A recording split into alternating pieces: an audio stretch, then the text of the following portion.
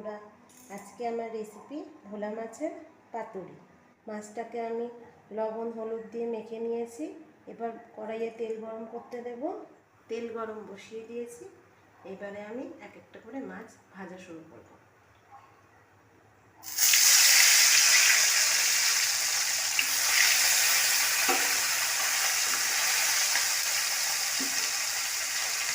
ওদিকে মাছ ভাজাটা বসিয়ে দিয়েছি।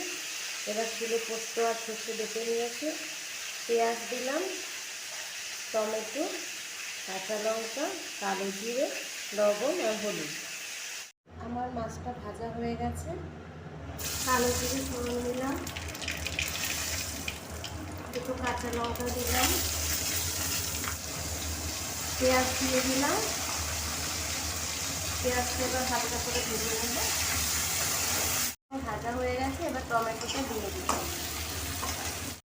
এবার লবণ দিলাম, হলুদ দিলাম,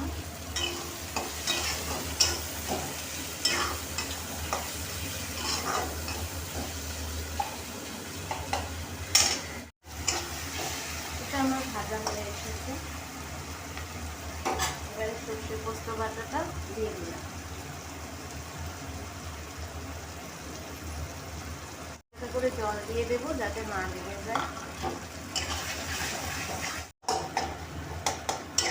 এটা দিয়ে তেল ছেড়ে গেলে তখন আমি হালকা করে জল দিয়ে দেব। দেখতে পাচ্ছেন আমার এটা দিয়ে তেল বেরিয়ে এসেছে। এবারে আমি হালকা করে জল দিয়ে দেব।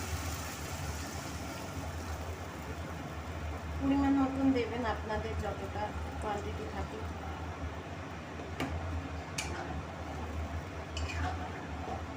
এটা ফুটে এসেছে, আপনারা দেখতেই পাচ্ছেন। এবার আমি আস্তে আস্তে মাছগুলোকে ছেড়ে দেব।